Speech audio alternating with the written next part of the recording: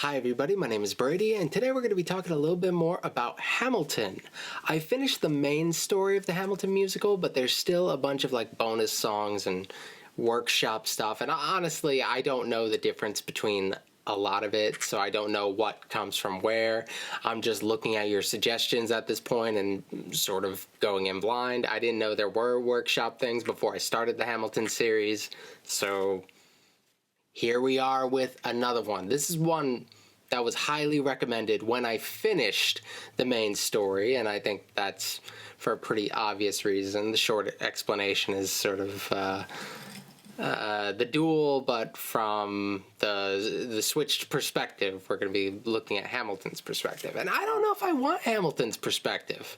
I guess I have like this issue of how I want it written as like a history dude, and how I want it written from a musical theater perspective. And when I think of musical theater, I think it's a darn near perfect ending. When I think of history, like, I'm kind of sort of principally opposed to Hamilton's little rap thing at the end. He does the little spoken word thing he does at the end of the duel before he gets shot, because I'm thinking like, one of the big things that make it such an intriguing moment is that you don't know what he's thinking at the time. And I guess the way they did it was vague enough. You didn't really know completely what he was thinking at the time. He was pondering like what he was going to do at the time. But I was thinking like, oh, what if he just died? What if we were just left with no word from him, no parting message or anything? So this, like, principally I'd object to, but I'm very interested in seeing what words they put in Hamilton's mouth in this situation. So this should be interesting, and let's have a little chit chat about what Hamilton was thinking. We might have some repetition though from previous Hamilton videos, because I don't know how much they could diverge from the main story on this one, but we'll see. 1, 2, 3, 4, 5, 6, 7, 8, 9. There are 10 things you need to know. 1. We rode across the Hudson at dawn. My friend William P. Van Ness signed on as my number 2. Okay. Hamilton arrived with his crew. Nathaniel Penn. Oh, are they doing a thing where they do Burr's part and then they do Hamilton's part? I thought this was just going to be all Hamilton, but this, so far, this is the same as the original version. I'm not going to stop it too many times if it doesn't diverge, so I'm just going to kind of let it play out from here. I just needed to comment that, because this is not what I thought. I thought we were either going to have Hamilton doing the whole thing, or we were going to have like a back and forth thing, like number 1, and then Hamilton does number 2, or something like that. But I guess we'll see. Pendleton and the doctor that he knew. Number 3. I watched Hamilton examine the terrain. I wish I could tell you what was happening in his brain. Just apologize, we have worthier pursuits. Most disputes die. Ooh. No one shoots. No. Okay, that was a slightly different wording. Just apologize, we have worthier pursuits. Like, when it came to dueling at the time, that's really all you needed to do. If you apologize, though, you were also, by extension, admitting some degree of fault. And to admit fault is very difficult for people to do. This isn't even just a product of the time.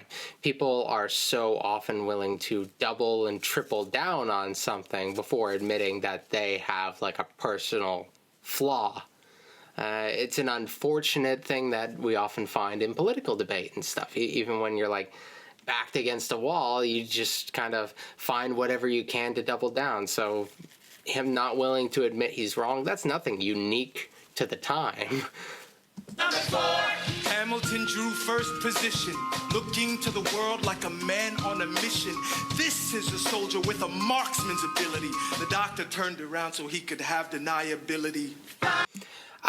One thing I was thinking about in the first part, and I said I wasn't going to pause too much till we got to like more of the original stuff, but I don't know that much about Hamilton being like an exceptional soldier as far as like just his shooting ability in that sense. Like he was an administrator, but I don't know if there is any material that says like he was just like this killer fighter and this great shot or whatever. Like, maybe that is a thing, and maybe we're just saying, like, oh, he has a lot of military experience, therefore he would be a good shot. But they also say that Burr is not a good shot, and I don't know where that comes from. So as far as, like, measuring either of their military experience, I'm not sure what material they're pulling from, if there is any on that.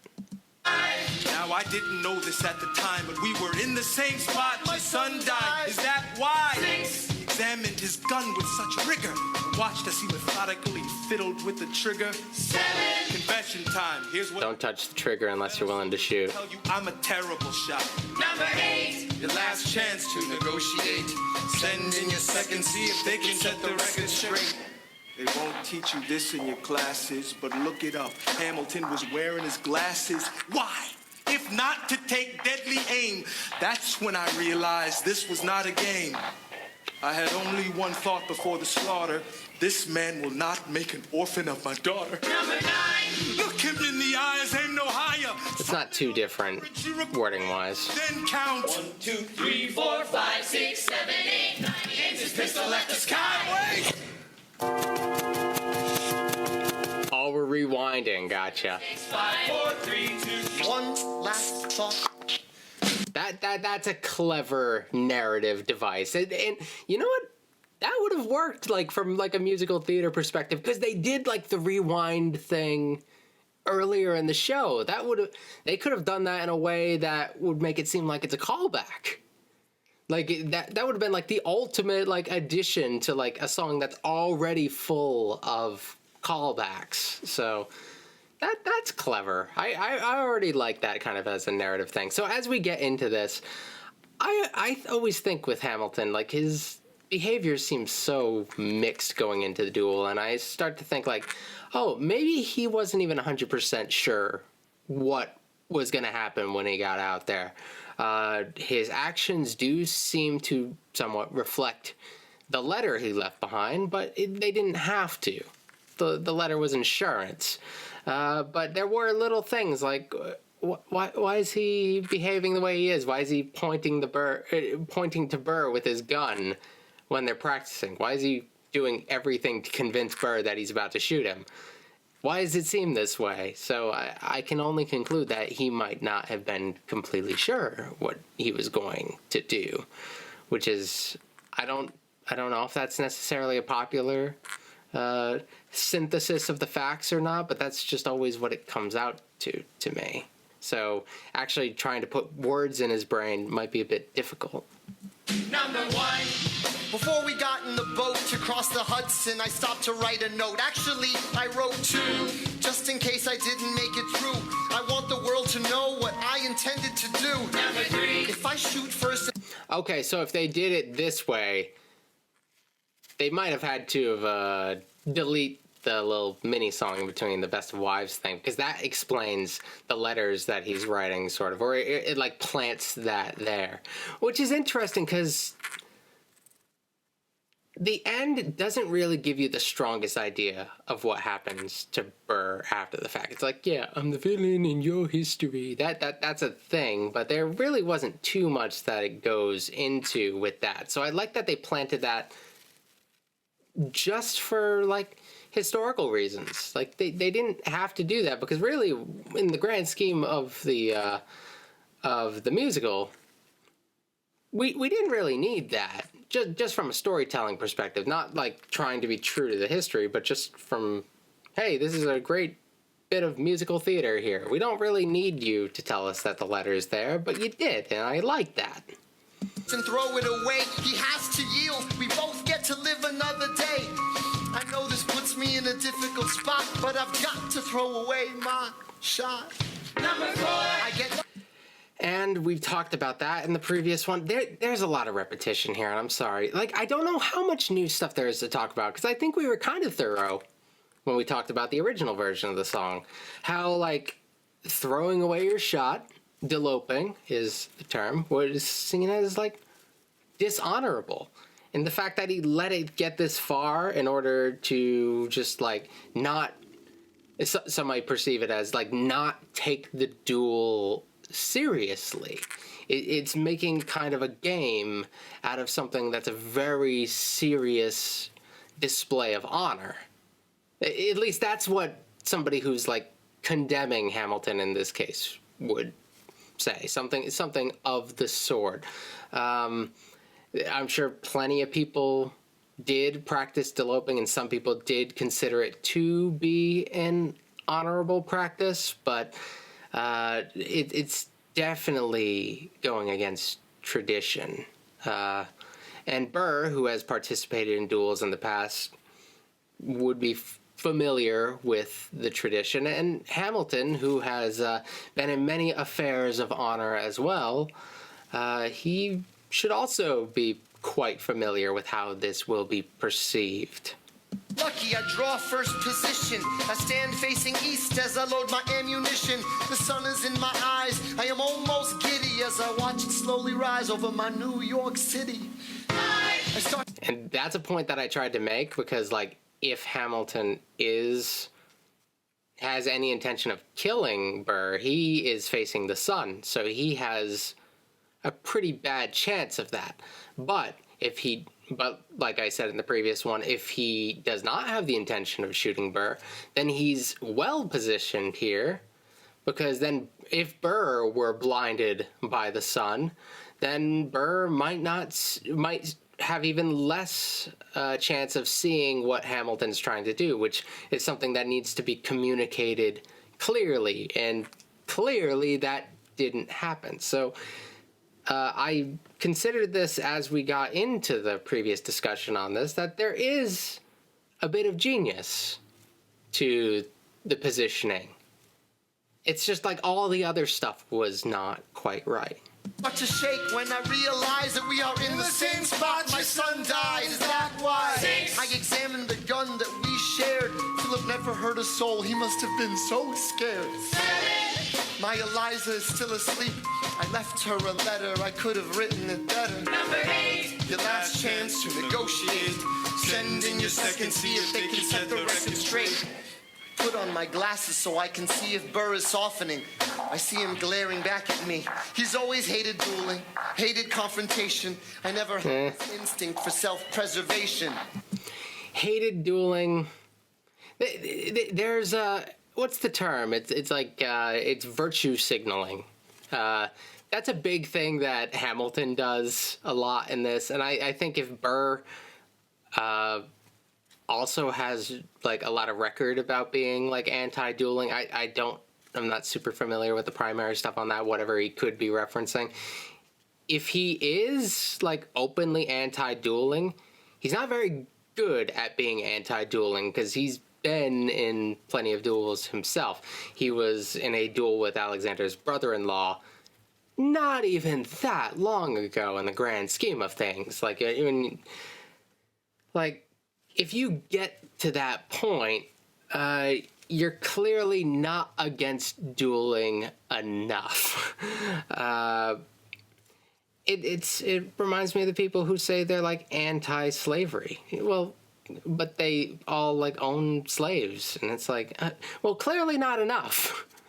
There are some caveats to that. In some places, like, it was legally even difficult to free an enslaved person, which that's kind of difficult, but there's a whole lot of ways in which it could be done. Managing the situation could be done better, but they choose not to. They choose to profit from it. So, like, I don't believe Hamilton for 1 second anytime he makes the argument that he's like anti-dueling. I believe that is virtue signaling. He's trying to make everybody think he's such a good person when he's actually like this short-tempered, like, mess of a human being.